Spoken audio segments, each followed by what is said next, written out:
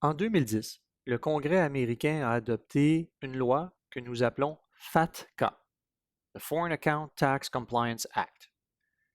Cette loi prévoit une série de mesures incluant l'obligation d'aviser le fisc américain, à même la déclaration de revenus américaine, d'actifs financiers étrangers.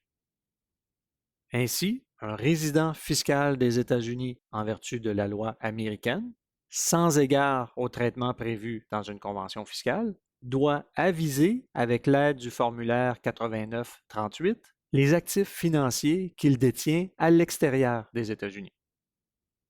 Comme vu dans le vidéo précédent traitant des règles de FBAR, les actifs financiers détenus à l'extérieur des États-Unis doivent être déclarés une seconde fois sur ce formulaire 8938.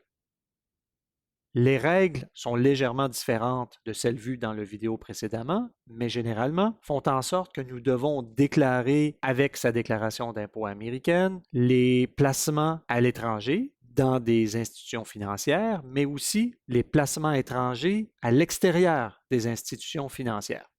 Par exemple, un résident du Maroc qui est résident des États-Unis en vertu du droit interne américain devra aviser le fisc américain s'il détient les actions d'une société privée marocaine.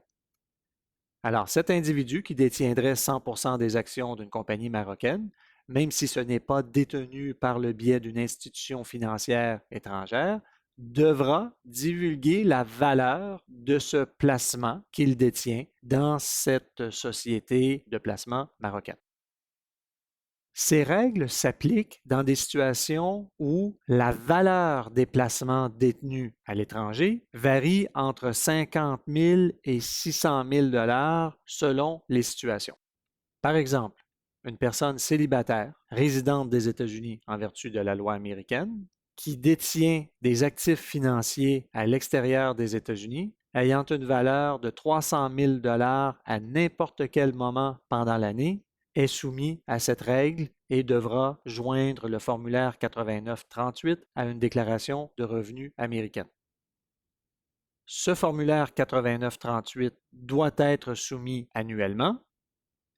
Il est transmis avec la déclaration de revenus et doit être produit même si le formulaire FinCEN 114 a déjà été produit. Nous verrons dans une vidéo subséquent que les pénalités, qui sont très substantielles, s'appliquent lorsque ce formulaire n'est pas produit ou s'il est produit en retard.